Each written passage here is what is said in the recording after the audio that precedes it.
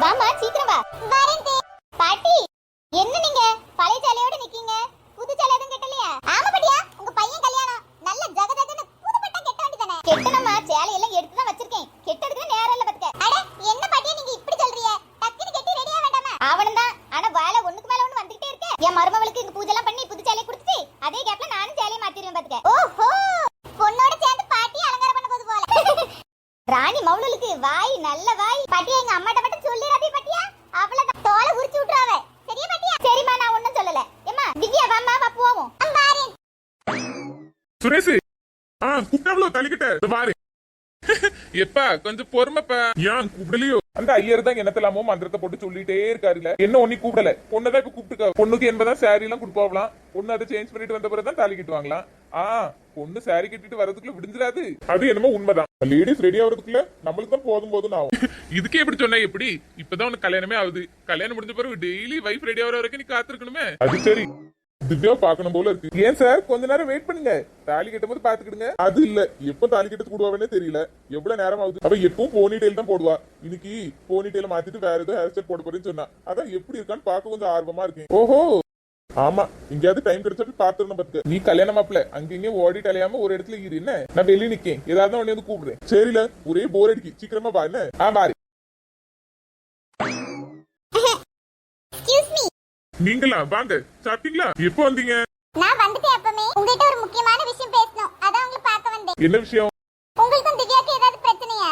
நீங்க திவ்யாவை ஏதாவது கொடுமைப்படுத்துனீங்களோ? இல்ல, ஏன் இப்படி கேக்கீங்க? திவ்யாக்கு இந்த கல்யாணத்துல இஷ்டம் இல்லன்னு நான் நினைக்கிறேன். எப்ப பாரு அழுதுகிட்டே இருக்கா. இல்லங்க, அப்படிலாம் ஒண்ணும் இல்ல. அவ ஹாப்பியா தான் இருக்கா. அதானே, இத நீங்க அவளை புரிஞ்சுக்கிட்ட லட்சணம். அவ நேத்தும் அழுதுகிட்டு தான் இருந்தா, இன்னைக்கும் அழுதுகிட்டு தான் இருக்கா. என் ஃப்ரெண்ட பத்தி எனக்கு தெரியும். எனக்கும் திவ்யாவை பத்தி நல்லா தான் தெரியும். அவ ஹாப்பியா தான் இருந்தா. என்ன தெரியும் உங்களுக்கு? ஒரு 2 மாசமா வேணா தெரியுமா? எனக்கு அவளை சின்ன வயசுல இருந்தே தெரியும். நாங்க எல்லா கிளாஸும் ஒண்ணா தான் படிச்சிருக்கோம். ஒரு நாள்ல 24 மணி நேரம்னா 24 மணி நேரம் கூட நாங்க ஒண்ணாவே தான் இருப்போம். எனக்கு அவ ஒவ்வொரு அசைவும் தெரியும். அவ மனசுல சந்தோஷமும் இல்ல, நிம்மதியும் இல்ல. அவளுக்கு இந்த கல்யாணத்துல இஷ்டம் இல்லன்னு தான் நான் நினைக்கிறேன். நீங்களா இந்த கல்யாணத்தை நிப்பாட்டிட்டா நல்லது. என்ன நீங்க இப்படி திடீர்னு வந்து கல்யாணத்தை நிப்பாட்டுங்க பேசுறீங்க? எவ்வளவு கஷ்டப்பட்டு நாங்க இந்த கல்யாணத்தை அரேஞ்ச் பண்ணிருக்கோம் தெரியுமா? எவ்வளவு போராட்டம். ஆனா திவ்யா சந்தோஷமா இல்லையே. பெற போராடி என்ன பண்ண போறீங்க? அவ ஹாப்பியா தான் இருக்கா. அவளுக்கு என்ன பிடிச்சதா அந்த கல்யாணத்துக்காக சம்மதிச்சிருக்கா. எனக்கு என்னமோ அது டவுட் தான். வேற வழி இல்லாம அவ அப்பா சொன்னோன்னு இந்த கல்யாணத்துக்கு ஒத்துக்கிட்டு இருக்கா. நீ ப்ளீஸ் இப்படி குழப்பாதீங்க நீங்க. நான் ஒண்ணும் குழப்பல. எனக்கு என் ஃப்ரெண்ட் நிம்மதி தான் முக்கியம். அவ அழுதுகிட்டே இருக்கா. அவளுக்கு இந்த கல்யாணத்துல இஷ்டம் இல்லன்னு தான் நான் நினைக்கிறேன். அதனால நீங்களே பெரிய மனசுத்தனமா கல்யாணத்தை நிப்பாட்டிட்டு ரொம்ப நல்லா இருக்கும். அவளும் நிம்மதியா ஹாப்பியா இருப்பா. எப்படியோ இவன் மண்டே கல்வியாச்சு. எப்படியாச்சும் இந்த கல்யாணம் நின்னுட்டா நல்லா இருக்கும். இங்க என்ன இப்படி சொல்றாங்க? திவ்யா ஹாப்பியா தானே இருந்தா. ஆனா காலையில இருந்து போன் வேற எடுக்க மாட்டேங்கா. என்னவா இருக்கும்? இவங்க சொல்றது ஒருவேளை உண்மையா இருக்குமோ? உங்களுக்கு சந்தேகமா இருந்தா நீங்களே அவ ரூமுக்கு போய் பாருங்க.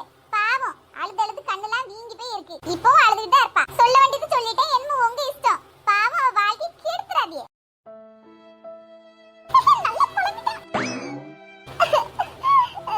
அழாத திவ்யா. கல்யாணத்துக்கு அப்புறம் நான் எங்க அப்பா கூட இருக்க முடியாது ஜோனி. நடத்தாலே கஷ்டமா இருக்கு. என்ன செய்ய முடியும்? வேணா கல்யாணத்தை நிப்பாட்டிடுமா? இப்படி அழுதுட்டே இருந்தா என்ன செய்ய? ஒண்ணு சொல்லு. கல்யாணத்தை நிப்பாட்டணும்னா சொல்லு, நான் இப்பவே நிப்பாட்டிடுறேன். நீ நிம்மதியா உங்க அப்பா கூடவே இருக்கலாம்.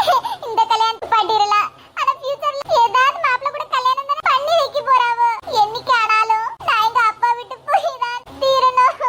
அது சரிதான். ஆனா நீ பேசாம வீட்ல இருக்கிற மாப்பிள்ளைய பார்த்து கல்யாணம் பண்ணிக்க. உங்க வீட்ல மாப்பிள்ளை வந்து இருந்துட்டாருன்னா நீ உங்க அப்பா கூட இருக்கலாம்ல. எப்படி சொல்? அதெல்லாம் நடக்கும். நான் வேணா உனக்கு அப்படியே ஒரு மாப்பிள்ளைய பார்த்து வைக்கேன். நீ அது வரைக்கும் பொறுமையா இரு. இப்ப இந்த கல்யாணத்தை நிப்பாட்டிடுவா. அழாம சொல்லிட்டு உடனே நிப்பாட்டுறேன். நீ நிம்மதியா இருக்கலாம் உங்க அப்பா கூட. எனக்கு என்ன சொல்லன்னு தெரியல. திவ்யா, ஏன் திவ்யா அழுதுகிட்டே இருக்கா? நீ அழுது பார்த்தா கஷ்டமா இருக்கு திவ்யா. என்னன்னு சொல்லு. அவ எப்படி சொல்லுவா? நான் தான் உன்கிட்ட ஆல்ரெடி சொன்னேன்ல. திவ்யா, நான் உன்கிட்ட தான் பேசிட்டு இருக்கேன்.